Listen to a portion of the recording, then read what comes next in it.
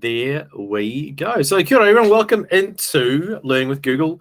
What part is this? Part 4 maybe? Part 5? I don't know. Maybe Part 6, June. Because it's June, of course, part 6. That makes a lot of sense. Although technically we skipped January, so really it's part 5. Okay, good. So I don't feel quite so bad about myself just then. So welcome into part 5 or 6. Welcome into June's session of Learning with Google 2022. And today we are looking at exploring the world around you with Google for Education. So a lot of really cool tools to take you out of your classroom, out of the walls of your school and head around the world if you want to, because obviously the last couple of years we haven't been able to, and a lot of these tools people found for the first time or didn't realize they were a thing. And so we thought we'd kind of highlight some things that you can use which will help to build spatial awareness of your students. So let's jump into the next one. I'll pass it over to you, Chris, for this one. Absolutely, yeah. Before we do that, I just want to acknowledge the traditional owners of the lands upon which we meet. For me, it's the Bidjigal people down in the southern part of Sydney here. But wherever it is for you, we'd like to acknowledge the cultures and customs which have nurtured and continue to nurture this land and honour the presence of the ancestors who reside in the imagination of this land, wherever that is for you. And over the ditch. Nice. And so from over this side of the ditch, kia ora tātou, nā mihi nui kia koutou katoa, kia papatūanuku tēnā koe, ki te whare tēnā koe, ki te tūpuna tēnā koe, ki tēnā koutou katoa ti hei mauri ora. And we'd like to also acknowledge and respect ngā iwi Māori as the tangata whenua of Aotearoa, and know that we are committed to upholding the principles and partnerships of Te Tiriti o Waitangi. Coming up to Matariki as well, Māori New Year very, very soon. So excellent time for us over here. Nice. I think we know a lot of people in the call here, and a lot of people know us, but just for those that don't, that's the Google for Education team based here in ANZ. And you can see we've got myself and Steve and Bettina all here on the call. But we also have Richard and Chris Hart and Kimberly Hall and Paul Hutchings as part of the team as well. So if you ever need anything, please do reach out. We generally speaking don't bite, and we're more than happy to try and help. Some things we're going to talk about today. Steve, let's run through them. I think you're going to do Google Earth first, so you'll do Google Earth. Yeah, well, we're going to jump and do weird things and start with My Maps first of all. Oh, are we? Okay. Yeah, let's do that. Okay, we can do that. And I'm going to talk about My Maps. Yeah. We'll take a look at a little thing called Earth Engine Timelapse, which also now has something inside Google Earth. Google Earth is becoming this sort of hub where everything resides. Actually, Steve, based on that, we should do My Maps and Timelapse first, then do a Google Earth. Ooh, why not? Why not? Yeah, and I mean, everyone's probably really familiar with Google Maps, and they may not be familiar with My Maps, which is a way for you to make a map, hence the name, and a really cool tool for giving students a new way to create some resources as well. Yeah, exactly. And then speaking of Google Maps, we all know we can use Google Maps to get around the Earth. What you might not know is you can use Google Maps to get around other planets as well. So we'll show you that. We'll take a quick look at what's new in Google for Education. There's a ton of new things to talk about this month. And then just finally, I just want to just close off talking to some of the lucky people on this call who get to come to our Google Energizers. And maybe it's a little carrot to dangle for the rest of you to come to the next one. All right, so kicking off. Steve, you've rearranged the slides already. I love it. I might have done that cheekily in the background, perhaps. Okay, fantastic. So I'm going to talk to you about a thing called Google My Maps, and it's a service that operates. It's part of Workspace, sort of. Technically, is it part of Workspace? And it's in there somewhere. But what it lets you do is, like Steve said, you can create your own custom maps. So I'm just going to close out of here for a second and show you how to get there. The easiest way, I think, to search for anything in Google is to simply search for it. So I'm going to type in Google My Maps. I know we can tell you a whole bunch of URLs and you'll forget them all, but if we tell you just search for it, you'll be able to remember that, right? So I'm going here to Google My Maps. I click on that and it opens up this thing that looks very much like a regular old set of maps. But when I say create a new map up here in the top corner, it will open up a brand new map with this little panel up in the top corner here. Now, the way this works, I can drop pins on this map. So let's just say I want to search for something here. So I am currently in a suburb in Sydney called Revesby. I'm going to click on that. It's going to drop a pin there right on Revesby, and I can pick that pin up and I can move it around. I think I can move it around. Maybe I can't move that one around. Add But it to the map first, you and then got see. that data first, yeah. So you can drop that pin on a map, right? And it drops a little marker there. And when I say add to map, that little link there, what it does is it adds it to the map. And then I can drag it around and put it specifically where I want. So maybe I'm standing in the middle of this park here. I'm not, but just imagine I am. So I can drop that pin there, and you'll notice it's also added this place marker over here. Now, you can add place markers to other things as well by clicking on this little marker button up the top here. So add marker, I can click on that, and I can now go and drop a marker anywhere I like. So maybe I like this park as well. So now I've dropped a marker there, and I'll call that, I don't know, Park 2, right? I can drop that. And you notice that every time I add a marker in, it's actually adding it to the list here on the side. Now, how can you use this in a classroom? Well, you imagine you're getting kids to learn about, well, let's just say we're doing a unit on water. So we go down the river, and I get the kids to go along the banks of the river here, and that's pretty dangerous. Maybe I wouldn't do that. Too many forms for that. But let's say you did. You could come down here, you could drop markers in, and you can come in here and drop a marker there and call that, 0.3, that'll do. And then you can add some information in here. Collected water sample, right? So you can add information to the map. And you can do any map at any scale. I'm just doing a suburb. You could do the country. You could do the whole world, right? Doesn't really matter. As well as that, once you add a pin to a map, you can then add other things to it. So like you could change the color of the pin. You might want to sort of come up with some color coding system. You might want to add a photograph to that pin. So for example, that one there, if I go Google image search, that's down near the Georges River, right? So I can type in Georges River. I spelled it wrong, but close enough, right? So you can add that, and add that image to that marker. So you can start to tell stories through the use of the map. Now, that's kind of the basic introduction, and to be honest, you don't really need to know much more than that at this stage. But here's a cool thing I want to show you how to do. Can I ask you for some audience participation here? I'm going to get you to go to this link right here, bit.ly/try_mymaps. And there's a QR code there if you want to do that. It'll work on your phone. It'll work on your computer. It's a Google form. I'm just going to go and grab that and link to it, right? And I'll show you what you'll find. When you go to that form, you'll find this, and it's going to ask you a couple of very simple questions. We're not collecting data here. It's just for the example of doing this example for you. So put in your first name, choose which country you're from, choose which state or region you're from. So for Australia, it's a state name. If you're in New Zealand, I think you guys, do you call them states there, Steve? Or are they regions? What's technically? No, yeah, we'll try cities. Closest city will probably work. Yeah, well, if you put your region and then your city. So what I'm trying to do is collect a little bit of information that will give me specifically where you are. So, if you just said the city was, I don't know, Springfield, that's the most common name in America apparently for a city, which is why the Simpsons were named after, had lived in Springfield. I didn't know that till recently. And then just for fun, just fill in the last bit there where it says I mainly teach. And so just fill that in. Now, the reason I'm doing this, let me go into the editable version of this form. And let's see, has anyone filled this in yet? Yes, 5 people have filled that in. That's fantastic. And I can come in there and I can see, here's the results that you guys have filled in here. So that's all good. I just 6 people. Okay, so I'll just let people add that information in.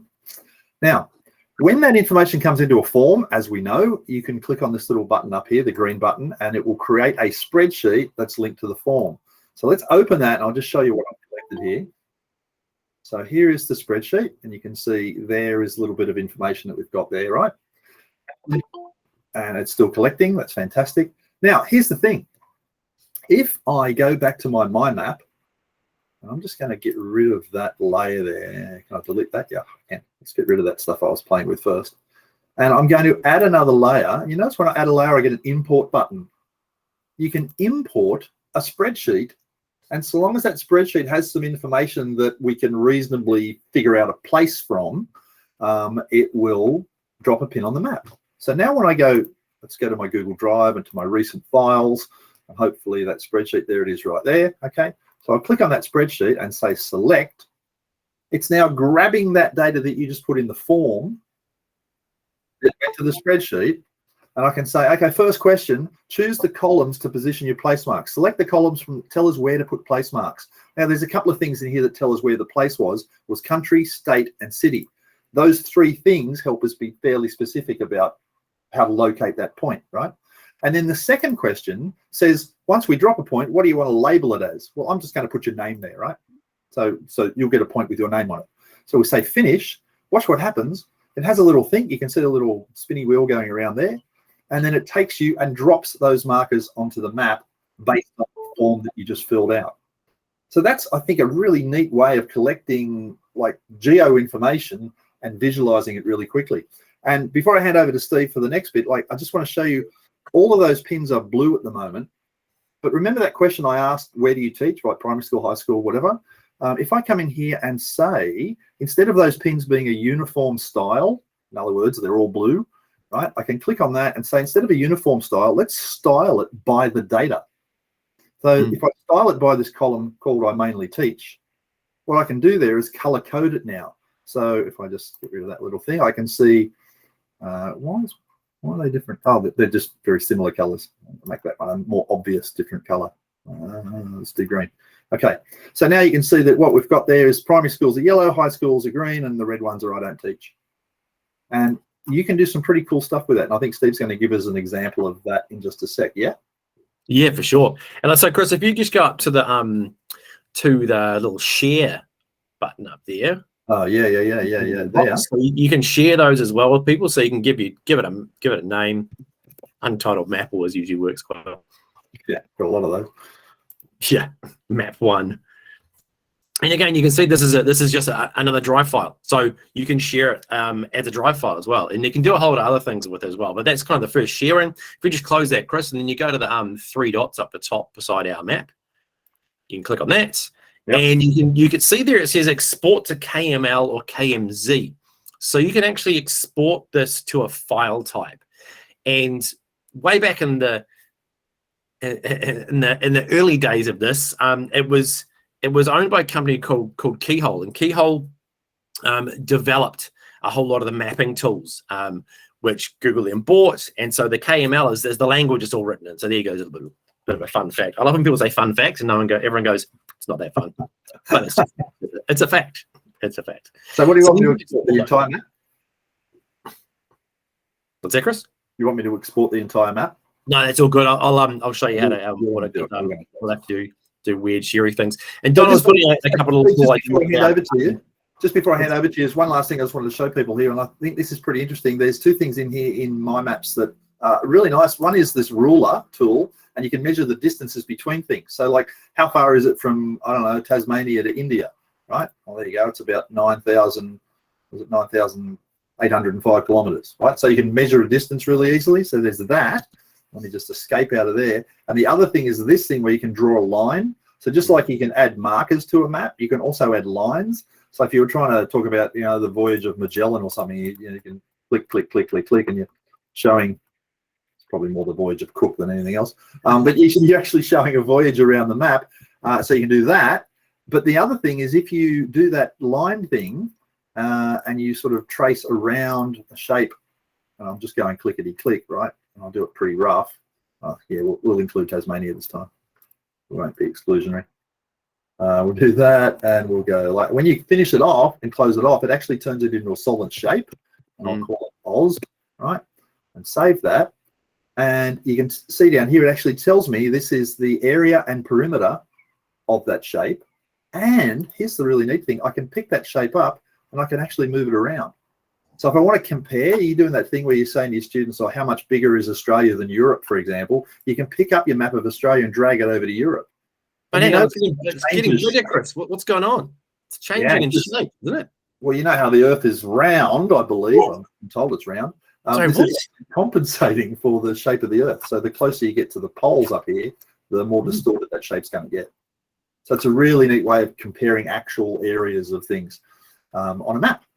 All right, Steve, over to you. You're going to show us Google Earth. Yeah, go on. And the really cool thing about all those pins is you can give one of your students a pin and they can put a whole lot of information on it as well. Do you want me to stop sharing so you can share? Yeah, go on. That'd be great. Yeah, cool. So I will have a quick look at, I'm going to do this first of all. I'm going to jump into Earth Engine first, Chris. Good idea. So what you should be able to see is Earth Engine here. And Earth Engine is a really cool tool that has a whole lot of data in behind it. So basically 37 years, as it says there, of satellite imagery in time lapse. So you can click on this, you can click to explore. It's going to open up, and hopefully it's going to do this one. Oh, no, I've clicked the wrong one. Let's go back. Let's go back one. So you can explore time lapse. You can go look at the data sets. If we go back up the top here, it's going to give you a whole lot of information about Earth Engine. Tells you about it, tells you about the Earth changing. If we jump down, a whole lot of different tools we can see. If I go up to time lapse up here, it will open up this time lapse here. And what it does is it basically gives you every year Google Earth updates, or actually all the mapping platforms update their photos. And so if I decide, and what we've done here is allowed this to be viewable as a time lapse. So if we scroll out a little bit, this is showing the decline of a glacier as years go on. There is a really cool one. There's a whole lot of great ones on urban growth, but there's a fantastic one that I found before when I was having a little play, and I'm not going to use it. I am. So this is looking at irrigation in Saudi Arabia. If you look at the top right, you can actually see in the world where you're going, so people understand spatially where things are. We're going to zoom in here, and what we're looking at here is irrigation in Saudi Arabia over the year as there are more and more irrigated plots. So it gives us some really cool ideas about what's going on with the world, about irrigation, about farming. You can bring some maths into it as well, because they're all circles, how big are they, all that sort of stuff. So Timelapse is a really great site full of heaps and heaps of data. And I don't know why it took me a while to figure this out, Steve, but I just looked at the examples I've got on the left-hand side there, but I didn't realize you can use the search button up there to search for anywhere. You can go anywhere in the world, yeah. Yeah. So if I did this, if I did a little search, let's do this. Try this. Can you go to a place called Muswellbrook, M-U-S-W-E-L-L Brook? I think my search is going to open in a different. No, I probably can't, Chris, because okay. All right. No worries. All good. Hotel Wi-Fi is not playing games very nicely with me today. So let me just zoom in. So you can basically go into a place, zoom in a little bit more, do a bit of this sort of thing. I'm going to use my touch screen perfectly. There we go. And we can look at places, and you can have a look at. So here's a little Actually, bit. If you go north a little bit from there, you'll see the development of the second runway on Sydney Airport. Yeah. So what you can do is you can jump into any place you want, really, and have a look at the time lapse over the last 30 odd years, depending on the place. So really, really cool resource there. Now, the next little thing we're going to talk about, so that was Earth Engine, and before we saw My Maps. And quite some time ago, there was a bit of an update to Google Earth. So Google Earth was the old beast you used to download to your computer, and it's a very old piece of software. No one knows why it's still working. Realistically, it shouldn't still work because it is so old. But what happened with the team is that they updated it to work on the web. And so I'm going to grab a completely new window here. Let's jump out to this one. And so Earth has been updated to the web. So what you're looking at now is Earth for web, basically. It will work on anything that has a web browser on it, and it has a whole lot of really, really cool stuff in it. Now, when we're looking at our home screen down the bottom right-hand corner, you can see where in the world you are. There's Peg Person there. There's this spot, which is where everyone goes when they use Google Earth, because that just takes you to your house. This is having a look at the different images. We can go up and down, north and south, down the bottom right. Over on the left-hand side is where all the cool stuff is. And you'll notice there is a ruler, so we can measure a distance here as well. Let's start there from roughly Warsaw to Bulgaria. There we go. So we can look at that. We go that it's 1,932 kilometers, or again, we can do some areas as well. So if I do start a new one, if I go from the Netherlands to Poland to Croatia, I don't know why you'd measure this, but you can. I can do that, and I can have a look at areas and perimeters. So that brings a whole lot of really cool math stuff in there as well. You can change this to lots of different measurements as well. So some really cool tools for measuring. Now, We had a look before at some stuff you can do on maps, and you can sort of see where this or all these different things are coming from. But a really couple of cool things I want to point out on the left-hand side. So at the top, we have our search.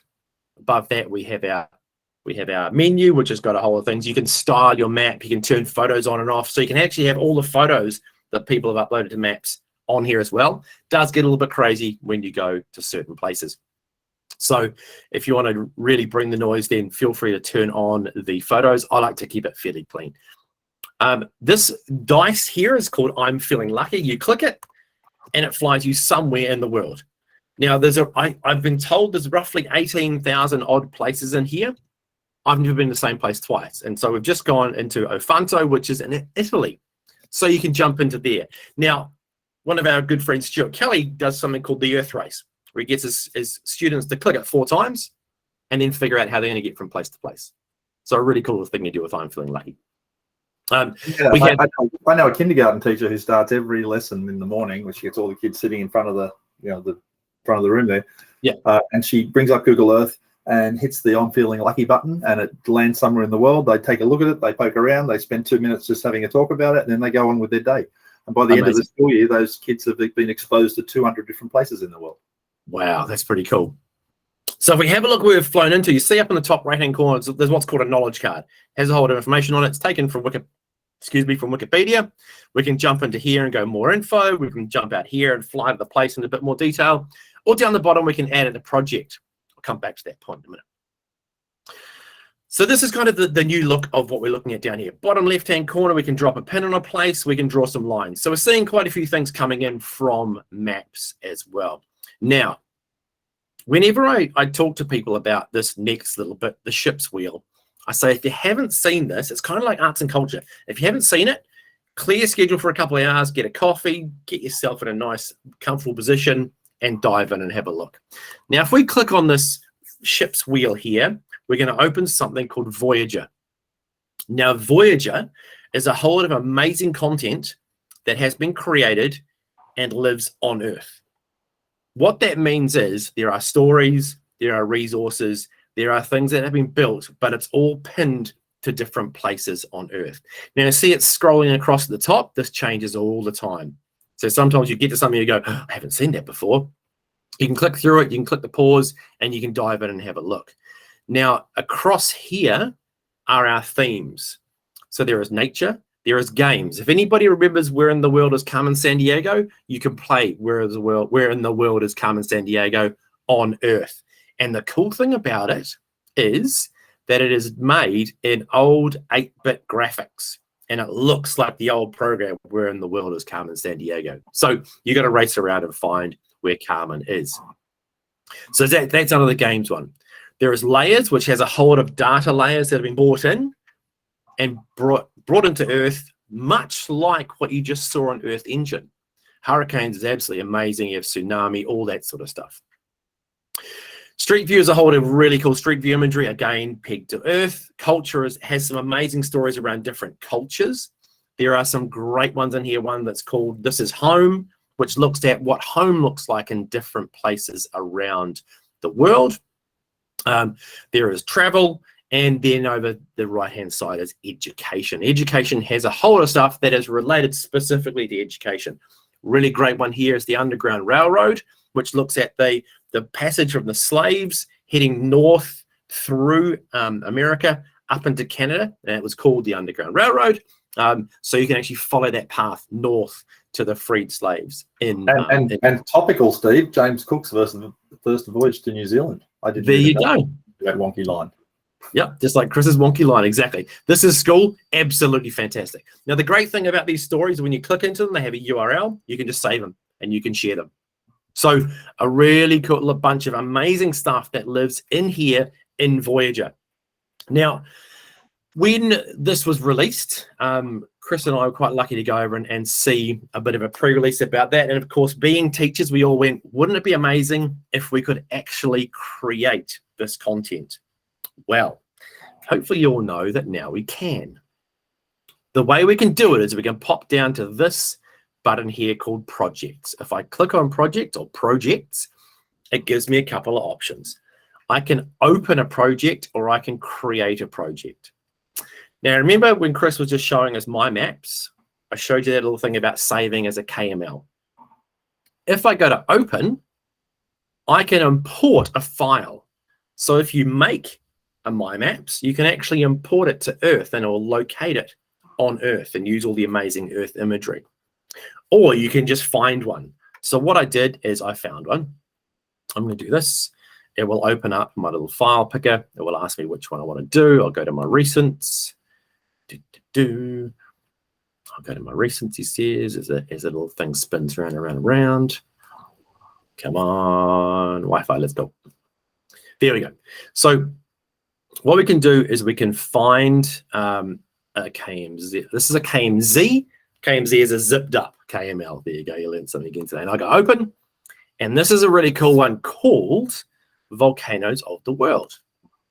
So what you now see is it has a whole pile of files of volcanoes. So if I want to go New Zealand to Fiji, I can click on that. It's going to take me, if I open that up, what it's going to do is go New Zealand. I can then open that up again. So basically, this is a file that someone has spent many, many hours looking at, and I can use it to get some information.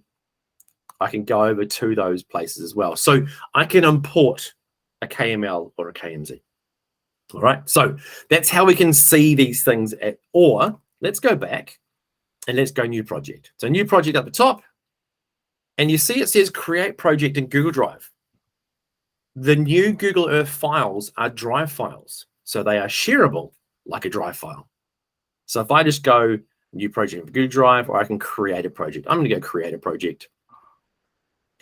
Now what it does, I'm going to add a feature. I can search. I can drop a pin and add a place mark. If I go search and I go Waikiki Beach, here we go. Let's do Waikiki Beach. No, that's too many Waikikis in the world. Let's do that. I'll do a little searchy search. Waikiki Beach, there we go. Now what it's going to do is it's going to fly me there. There's that knowledge card that pops up. There we go. And we are now in there. If I go add to project, that's now the first stop in my project. Now you'll notice here it says there is some information provided by Google. Do you want to replace it? Yes, you can. So you can get the students to do this. They can drop in their own photos. They can drop in their own information. They can style their pin. They can change the way they are looking at this. So there's a whole lot of stuff you can do on projects. So if I just give this some text, that's not even spelled correctly, not even close. I'm going to choose a picture. Let's do an image search. Let's go Waikiki. Let's go search. So what you can do is you can do things like choose your favorite place in the whole world and add it to our project, because this project is collaborative and you can have different people editing it at the same time. So I've got a small info box. I can do a whole lot of cool things down here. So that now is a place in our project. If I go backwards, you can now see there is our first stop on our tour. If I click into there, I can go that. I can go new feature. I can add a place mark, and we can do exactly the same thing. Now, I've got a finished example here too, Steve. If when you're done explaining, I'll jump in and I'll show you this example I've got. For sure. I'm just doing one more feature. I'm going to go search to add a place. I'm going to go PR Beach. Let's do this. Do that. PR Beach, Auckland. Same thing we're doing. We'll jump over there. I'm going to add it to my project. Now you notice it flies out and it flies back in again. So if you're thinking about teaching people where stuff is, then you can use this really, really well for doing that. PR Beach. There we go. If I go preview, now you see that little knowledge cards popped up in the top there. If we have photos, the photos will appear in there as well. So you can see that we're starting to style like we saw those Voyager stories. So if I go present, it's now going to present. You see here is my first stop, Waikiki. There's my photo I put in. There's my text I put in. Down the bottom left, I can jump to the next place. So we have a table of contents, and we go from place to place to place. Now, when you do this, when you add a new place, you can do all sorts of things to it. You can put video in there, you can put links in there. This top box up in the top right is actually an HTML box. So if you have kids that understand how to use HTML, you can do things like embed a podcast in there. So you get your students to research something, drop it into here, create a little podcast or a little audio file, drop it into that box. All of a sudden, you have a multimedia piece of work that takes you around the world to show you some really cool things are. So by using Earth, we actually have a way to present information that's really, really different. Last little thing to have a look at is up the top here. You see there is the creepy head with the plus. I can share that project. So I can share it with either the whole world, or I can keep it nice and private as well, depending on how you want to do that. So you see there is a sharing box, which looks exactly the same as everything we've seen to share before. So that's how really, really quickly you can start creating projects. The first one you make, there is actually some boxes that pop up to say, would you like a video to show you how to do this? So that is a quick race through Earth. Very quick for me. I could spend hours talking about this, obviously. So that's Earth Projects and Voyager, both two amazing resources and ways to take you out of your classroom, but also ways to start to think about showing information really, really differently than normal. All right, I'll chuck it back to you, Chris. All right, no worries, Steve. I'm going to just share my screen and just show you. This is an example that I did with some students that were in year 4, I think, from memory. And they were reading a book called Panikin and Pinter, which was a book written about some birds that migrated across part of Australia. So the students were studying migration, they were studying birds, and they were looking at Australian geography in this particular term at school. So they read this book, and the book actually mentioned a whole bunch of places. So what we did as a class, we screw that message there. So we took the story and we went through the book and we highlighted every single place that was mentioned in the story. Then we used Google Earth to go and find all those places, and we connected them up to follow the journey that the book was describing. And so when I go and hit this present button here, you'll see that what it starts with is what's called a slide, which when that loads, hopefully, there you go. So it's just a little bit of the cover of the book there.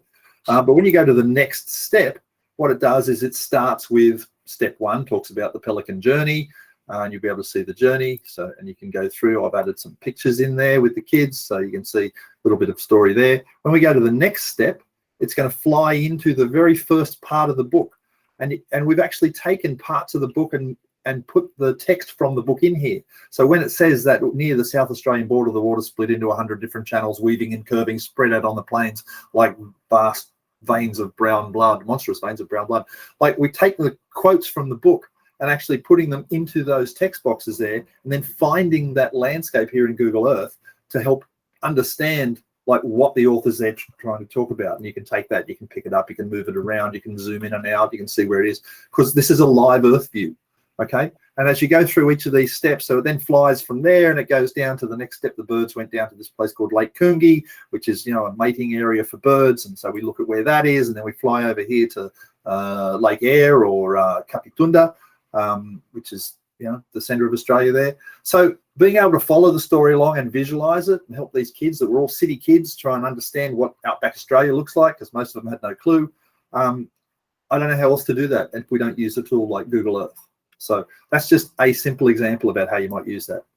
And you notice there as well that Chris's views, he's got them tilted, he's got them looking at different angles. So you can change around the view you're looking at and choose new views as well. So you can go super basic, or you can go super intense as well. Yeah.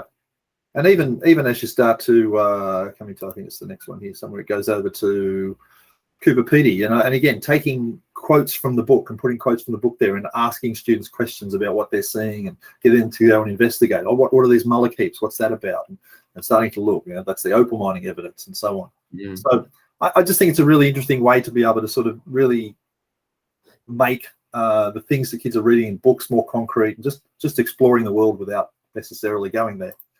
And also, if you look at and something like this that Chris has created with the class, because it's on Earth, it's shareable. So you can share it with your parent community as well.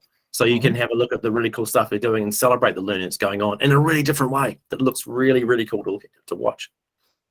Yeah, I can't think if I've shared this. Anyone with the link can view. Okay, so theoretically, if I give that link to the chat room here, there you go. So if you click on that, you should be able to go and visit that. Yeah, I think it looks slightly different for you as a viewer. Puts a panel on the left rather than, I don't know, check it out and see. I forget how it looks as a viewer. I think it's slightly different. Anyway, so that's an example. Let's move on to the other things we wanted to talk about, Steve. So we've talked about Google Earth. We've talked about Timelapse. We've talked about, we haven't talked about the solar system. So let's just dig into the solar system. Now, this is a real surprise. I was stunned when I learned this. So this is a thing in Google Maps, right? Now, we've talked about Google Earth. We've talked about Google My Maps, and they're kind of things you can use educationally. But Google Maps, that's just the thing you use when you're trying to navigate to a restaurant you've never been to, right? It's just the service that the public uses. And this is it here, right? Now, there's a couple of things in here that you might not know about. But what I want to show you is down in the bottom corner here, there's this little box that is like the satellite view. And you can see if I hover over it, it pops out some different ways. And I can turn on extra layers. Like if I turn on that one, it's going to show me those green and red lines. That's where the traffic's flowing right now. If I turn on that one, it will show me those black lines, which are the cycling paths, and so on. And there's some public transport layer. Like there's a whole bunch of neat things here. But if you go to more, right, you have an option here that says globe view and satellite view. Now, I'm just going to turn this globe view off for a second because I want to just make a point. If I zoom all the way out, you'll see this is one big flat map, right? And to move around, it's just like a piece of paper, and I'm just moving it around the page, right? If I turn on this globe view, it wraps it around a globe for me, and now I'm seeing what's a more accurate representation of the Earth, right? Because the Earth is a globe. And if I'm just going to turn this thing off. I don't need that. Public transport. How do I turn that off? There, turn that off. So you can turn globe view on or off. So if you want to see the flat map, that's fine. If you want to wrap it around, that's fine too. You can do either. If I turn on this button here that says satellite, what I do is I overlay satellite imagery on top of that globe. Now, this is really tempting at this point to think you're in Google Earth. You're not. You're still in Maps, but it's obviously using the same data that we use to build Earth, right? And it behaves very much like Google Earth. Now, here is the interesting thing. When you turn on globe view and turn on satellite view, and then you get your mouse and you zoom all the way out. So all I've done there is zoomed all the way out as far as I can. I get this list that appears on the side here of other places in the solar system. So if I go to the moon, for example, it's going to fly me out of Earth. And now there is the moon, and I can pick that up and move that around as well. I can zoom in. I can look at the craters, right? If I go over here to, let's go to, we got Mars. That'd be an oversight if we don't have Mars, wouldn't it? Oh, there we go, 4 planets from the sun. So let's fly out here. There is Mars. And again, we can zoom in, have a bit of a look around. And you can see we've got a little bit of coloration effect going on there where we probably need to match that color better. But hey, it's not bad. So if you want to explore, and I know most school systems at some point look at the solar system, they look at planets and they understand the way the solar system works. So this is a great resource for teachers. To get back, you've got to go back to Earth. But just while I'm here, I'll just point out International Space Station. If you go there, you actually end up in a page which has a whole bunch of three-dimensional imagery. Sorry, not three-dimensional, like 360-degree photography imagery of inside the International Space Station. And in fact, if you click on buttons in here, if I click on that button and say, let's enter that node, click to enter node 3, we actually go into a different part of the space station. So there's tons of stuff to explore here. How do I get out of here? I'm stuck in the space station. I don't know how to get out of it. I'm just going to close the tab because that's what you do when you get stuck, right?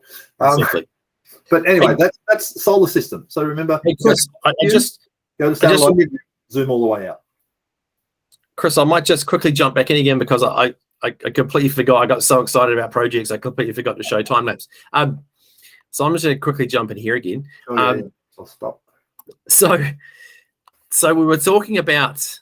There we go, back into Earth. So Earth Engine is its own thing, has all its own time lapses. But if you go into Voyager, which I forgot to say, it's in here as well. So we're starting to look at all these ideas of things that are in other things. So time lapse now lives in Earth as well. was what I was supposed to tell you earlier. And there are a couple of really cool things on the right-hand side, looking at some different themes. Now, again, we can zoom in and out on different places and go to buy your house and see what's happened over time. Or we can jump into one of the themes on the right here. Now, you'll see we're in by Fort McKay here, or Fort Mackay, and you can see over time that the imagery is scrolling through. If we go to urban expansion, it will pick a whole lot of places. Now, you'll notice it looks exactly the same as a Voyager story. We have the knowledge card down the side. Now, this is looking at Las Vegas and the growth of Vegas over time. I'm just going to slow that down a little because it's not loading very nicely. Yeah, exactly. So I'm going to go back a little bit. So now you can actually drag it backwards and forwards. So if I go to 89, I'll click play again. You can watch the growth of Las Vegas. So this is bringing Earth Engine Timelapse into Google Earth. And so you find that under the Voyager, the ship's wheel, and then you'll notice when it pops up, it says Timelapse. So you can click through this and go to a whole lot of cool things. And the one I will jump into to finish off with, so we can look in Texas. Again, we're jumping across the world, so we're getting that idea of spatial awareness of where we are. Now, this one of Shanghai is absolutely fantastic. So if we go right back to the beginning, let's do a little pause, let that load. Jump there. So 85. Let's go. So here we go, watching Shanghai grow from 85 all the way up to 2020. And of course, there is an even better one, which is Dubai, but I'll leave that for another day because, as I said, I would talk for days about this. So if we go into Voyager, you can find time-lapse inside there, and you can drag it around and go wherever you want and have a look at time-lapse. Have a look at rivers, have a look at mountains, have a look at glaciers, have a look at cities. Lagos is amazing. Stop talking, Steve. Mindful of time, if you got the slides there, Steve? Yep. Can you just bring the slides up because I need to switch machines and let's save doing it twice. Certainly. Let me jump that. Tab. That one. Share. Leslie Google what a smoot is. I know. She beat me to it. It's such a great story. So let's just talk about what's new. There's a whole bunch of new stuff that's just been released. There's the screencast tool for Chrome OS. I'm going to give you a quick demonstration of that. The other stuff we may or may demonstrate depending on time. You can now embed content in Google Sites as a full page content. So you've always been able to embed in Google Sites. You can take something like an embed code from somewhere and make it appear in a frame inside a Google Sites page. You can now embed content as a full page in Google Sites. And this totally changes the way things look in a Google site. See if we get some time to show you that. Multiple text selection in Google Docs. Now, if you want to select multiple pieces of text, say you want to make a whole bunch of headings bold, for example, you can select the first one, hold down the control key, select the second one, hold down the control key, select the third one, and then when you press the bold button, they'll all go bold. You don't have to do them one at a time. So that's a nice little update. Something you probably won't notice until you notice it when it's not there, is de-reverberation for Google Meet. If you've ever been on a Meet call and someone is in a place that's very echoey, like, I don't know, they're talking to you from sitting on the bathroom or something, I don't know, but they're in a very echoey place. Don't do that, just quietly, don't do it. Don't do that, yeah, don't go there. We've had noise cancellation in Google Meet for quite a while, and I think we've demoed that with the ukulele a couple of times. But we've now got de-reverb. So if you are in an echoey place, it will do its best to actually remove the echo as well. So that's pretty cool. And cut, copy, and paste files in Drive on the web. This seems like a really obvious one, but if you go to Google Drive inside your web browser, you can obviously copy and cut, paste files, but you've always had to right-click on them to get to the cut, copy, or paste. Now you can use keyboard shortcuts to do that. So that's, I didn't mention keyboard shortcuts, but that's the big deal here. It's keyboard shortcuts now work inside the Drive app on the web. Steve, you're going to talk to us about real quickly about storage limits. Yeah, so there was a we announced a change to storage about a year and a half ago or so now, and just recently there was an email sent to the admins of domains with this basic wording. It's saying that your domain has got this much terabytes of storage, and the pooled storage will go into effect on such and such. And there's a link there to it.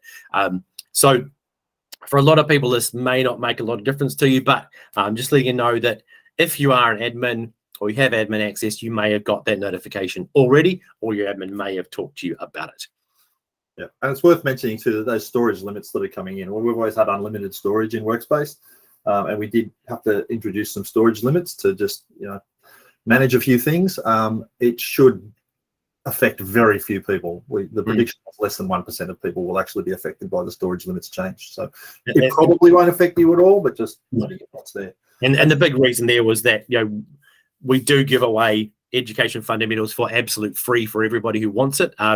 To enable us to keep doing that, obviously we can't give everyone 100 petabytes of information because information is expensive to store somewhere. And the last thing in there too is if you happen to be an administrator in your school domain, you can request a thing called a transformation report, an education transformation report. What it does, you can pick a 12-week window and a previous 12-week window of time, and you can compare your usage in your domain across those two periods. So you might want to say, like, how's my Workspace usage tracking now compared to, say, this time last year? And you can get to see, are we growing? Are we shrinking? Are we using things more? Are there tools we're not using at all? Where do I direct my time for professional learning? So it's a useful piece of information to have. It's free for any school domain that wants to request it. And there is a link there. I did put the link to the slides in the chat too, by the way. So if anyone wants any of these links, it's right in the slide deck. All right, Sid, I'm going to get you to stop sharing because I want to try and do a quick demo of this new screencast tool. Sure thing. And let me see if I can do this. If I share. But remember that. So you've been able to do a screen record on Chromebooks, but this is a completely different app, isn't it, Chris? It's actually a standalone app. It is. So you're looking at my screen there on this second Chromebook that I've got here. So you've always been able to do a screen grab or a screen recording on a Chromebook. I like the keyboard shortcut for it, but there is actually a button right there. It says screen capture.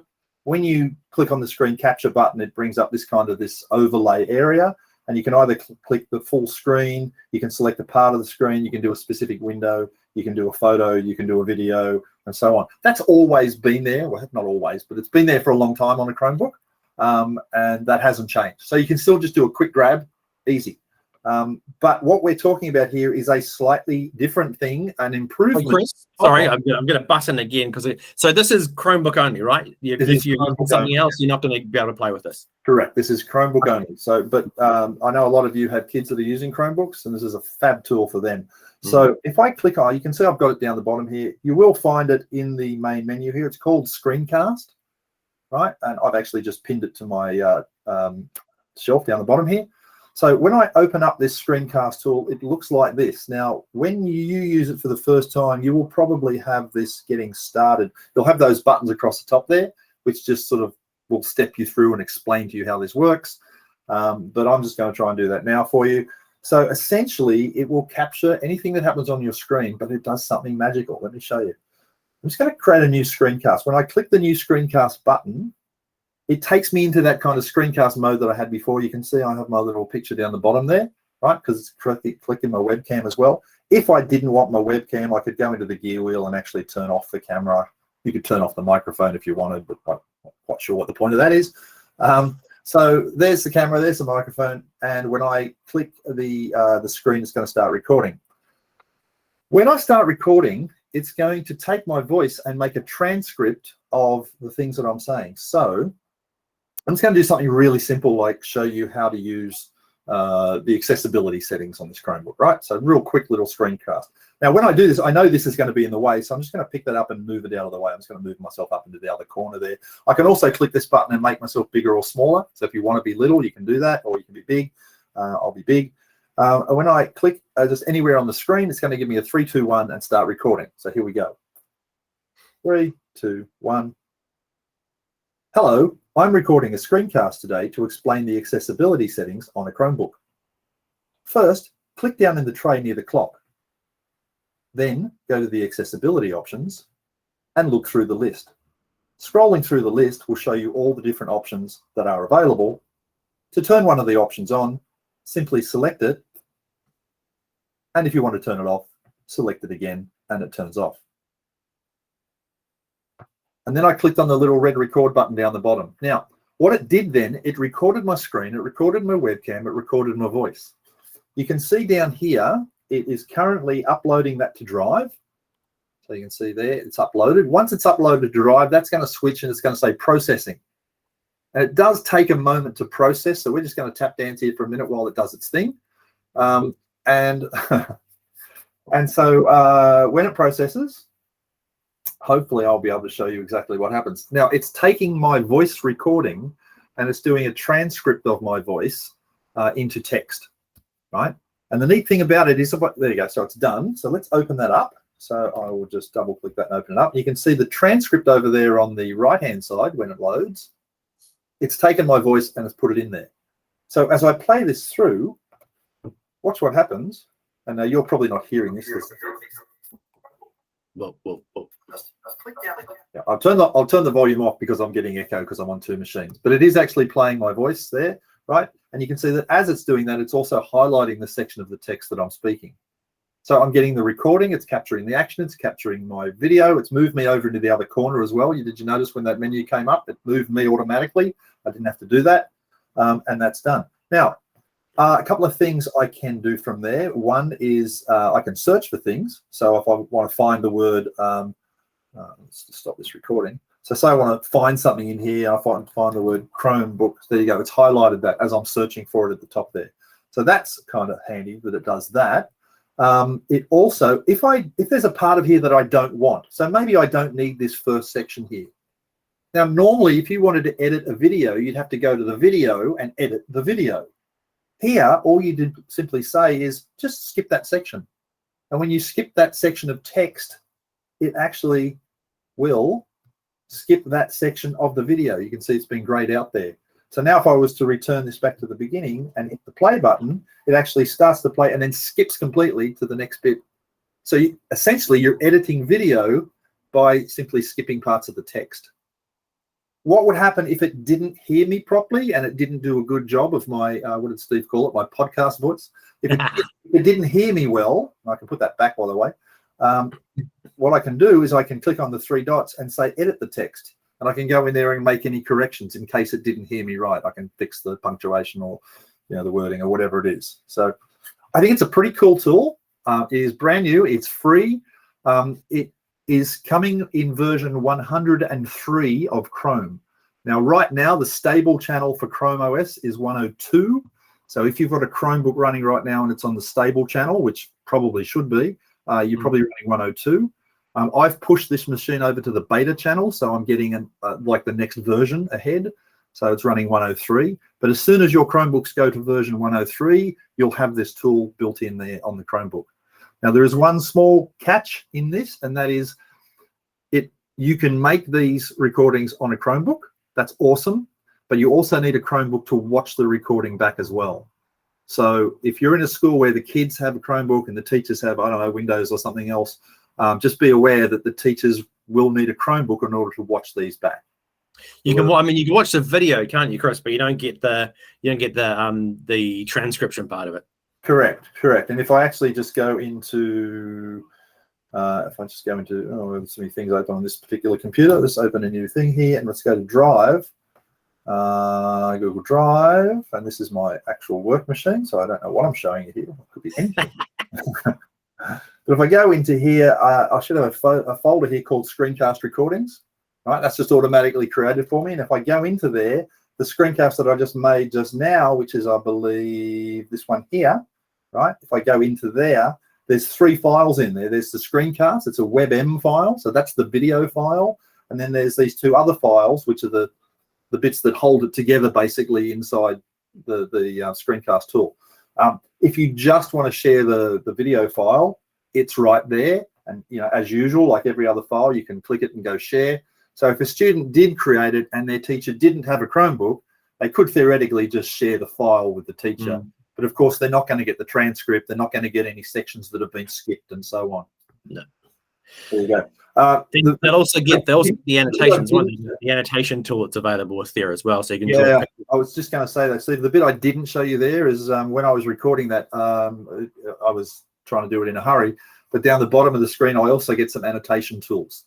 So if you wanted to sort of circle something or point to something or underline something while you were doing your explanation, you've also got the tools built in to do that as well. And they also go into the finished recording.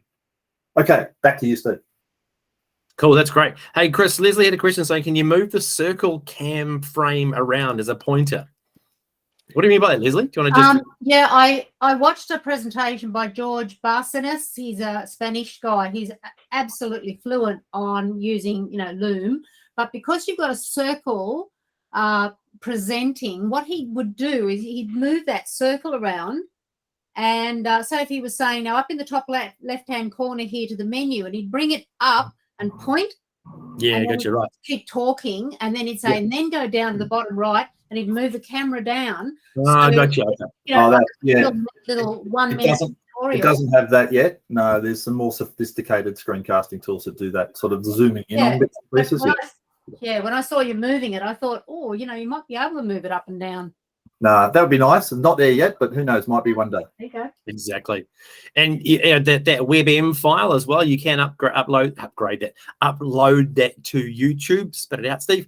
And so you can use that, but yeah, you get the best experience using on Chromebooks. And I was doing a workshop yesterday on this, and someone said, "Oh, I guess I could just get a Chromebook or just use one of the students' Chromebooks." Like, yes, of course you could. Yep, absolutely. So there you go. So there's a whole bunch of new stuff. Do try out the screencast tool when it comes out, if you can lay your hands on a Chromebook, and it's on Chrome 103 because it really is quite a nice little tool. It works very, very well. And the other stuff there we talked about as well. In case you missed it last week, last Wednesday, I think it was, we had a big global event called the Anywhere School, and we announced a whole bunch of stuff. The screen recorder was one of the things that we released, but there is a whole bunch of other things as well, some of which are not yet available outside of North America, so we didn't want to dwell on them today, but there is some neat stuff coming down the pipeline, and if you haven't seen it, there's a link there at the bottom of the page there where you can go and learn more about what we... One of the cool things to call out, Chris, is that Meet live streams, which we can now do within Domain. You'll see there it says public events to YouTube, so you'll be able to do a YouTube live stream from Meet to a private YouTube link. So if you're thinking parents around the world watching your end of year prize giving presentations, culture night, whatever, you can actually give them a live stream link. They can click in, they can watch that from anywhere in the world. They don't need to be inside your domain, which is going to be absolutely amazing for us at the end of the year. Yeah, fantastic. There is one other thing that I will mention, and that's I've been working on this for quite a while, and that is the ability to have foundation fonts in Google Workspace for Education. And I got an email yesterday saying they're just about to push it out. So it is about to launch. I've seen it in the GitHub. It's good to go. So exciting news for anyone in Australia. Sorry, New Zealand, we're still working on it for you. It's okay. Australia, we've basically every state will have the foundation font available to it, and you'll see it appearing in the font list. You'll need to go into the font list and find it, because obviously there's thousands of fonts in there, but you'll find one for your particular state, turn it on, and now you'll have foundation fonts. So hopefully by the time we're talking to you next month about this, it will be well and truly launched by then, and we can actually show you how that works. Another really cool thing, Chris, that what we're talking about, localization. If you look down the bottom of that image, it says Read Along is now available on the web. Read Along is an absolutely amazing reading tutor powered by AI. If you haven't seen it, people are like, why doesn't Google have something that helps you learn to read? Well, we do. It's called Read Along, and it has had an amazing little history, but it's going to be available on the web very soon. And it has 12 different languages. So say you're learning Spanish, you can read a book in Spanish and teach yourself Spanish. And I've said this in public, so I'm going to have to do it now. Chris and I both said we're going to work with the Read Along team to get some local stories in there as well. So some local books, some New Zealand, Australian books into Read Along, so our kids can read our books, basically. So I've said it in public enough times, it's going to have to happen now. All right, we are getting to the end. I didn't mean to click on that. I meant to click on this. Oh, I clicked the wrong one. There are some people in the room here. I know we're right at time, so we'll be really quick. There are some people in the room here, and you know who you are. We're holding an Energizer event. We have an amazing community of educators here that are part of our Certified Innovator, Certified Trainer, Certified Coach Google educator groups, Google educator leaders, I should say, and reference schools. If you happen to be belonging to any of those communities, we're holding events for you in Melbourne, July 7 and 8, Sydney, July 14, 15, and Auckland, July 21, 22, where you'll get to come to the Google office, spend a couple of days with us. We'll do some fun stuff. We'll eat lots of food and tell tall stories. If that's not you, there's a really good reason why you should become a trainer or an innovator or one of these other groups, because honestly, we're going to have some fun and we'd rather it be with you. So there you go. Thanks for joining us for this webinar. We're, as Steve said, we're a few in now. Next month, we're looking at history, culture, and language with Google for Education. And there's a whole bunch of stuff. If you know someone who would like to come along to these, please tell them about them. Don't forget, you can get to any of the past recordings there at that website, bit.ly/AUNZ_webinars. We're storing everything on that page. So if you miss anything or you want to go back and revisit, it will all be there. And then finally, if you want a PD certificate for coming along today, it's an honour system, but if you go and fill out that form at bit.ly/GFE certificate, you will have a certificate emailed immediately to you, thanks to the magic of Autocrat. All right. And I put in time for questions, but we're kind of out of time, but I will stop the recording. If anyone wants to hang around for a couple of minutes, I'm sure we'll be happy to stick around and answer questions. Otherwise, have a lovely time. We'll see you guys next month. Amazing. Recording. Let me do that. Just make this larger.